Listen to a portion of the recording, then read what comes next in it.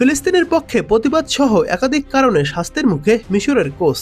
দেখুন, বিশ্বকাপের মঞ্চে 2-0 গোলে এগিয়ে থেকেও যখন ম্যাচ হাতছাড়া হয়ে যায়, তখন হতাশা আর ক্ষোভকে নিয়ন্ত্রণে রাখা সহজ নয়। বিশেষ করে প্রতিপক্ষ যদি হয় বর্তমান বিশ্ব চ্যাম্পিয়ন আর্জেন্টিনা, আর হারটি যদি আসে শেষ 16-র মতো ম্যাচে। মিশরের কোচ হোসাম হাসানের ক্ষেত্রেও যেন ঘটেছে ঠিক সেটিই। তবে আবেগের নিয়ন্ত্রণ হারানোয় এবার তাকে চড়া মূল্য দিতে হতে পারে। আর্জেন্টিনার বিপক্ষে শেষ 16-র ম্যাচে ইতিহাস গড়ার খুব কাছাকাছি পৌঁছে গিয়েছিল মিশর। ইয়াসের ইব্রাহিম ও মোস্তফা জিকোর গোলে ভর করে ম্যাচ শেষ হওয়ার মাত্র 11 মিনিট আগে 2-0 ব্যবধানে এগিয়েছিল আফ্রিকার প্রতিনিধিরা।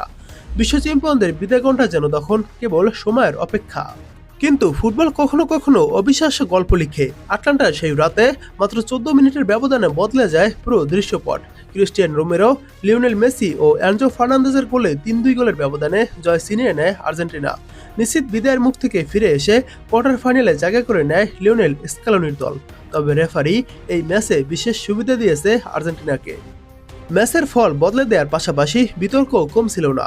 আর্জেন্টিনার শেষ মুহূর্তের আক্রমণের সময় মিশরের পেনাল্টির আবেদন নাকচ করে ম্যাচ রেফারি। সিদ্ধান্ত নিয়ে মাঠেই ক্ষোভ প্রকাশ করেন মিশরীয় ফুটবলাররা। সেই বিতর্কিত সিদ্ধান্তগুলো ম্যাচের উত্তেজনাকে আরও বাড়িয়ে দেয়। ম্যাচ চলাকালীন ডাগআউটে হলুদ কার্ড দেখেন হোসাম হাসান, অর্থাৎ মিশরের কোচ। পাশাপাশি গ্যালারির দিকে তার কিছু অঙ্গভঙ্গিও সমালোচনার জন্ম দেয়। তবে সবচেয়ে বড় বিতর্ক তৈরি হয় ম্যাচ শেষ হওয়ার পর। ড্রেসিং রুমে ফেরার পথে আর্জেন্টিনার সমর্থকদের সঙ্গে উত্তপ্ত বাক্য বিনিময়ে জড়িয়ে পড়েন মিশর কোচ।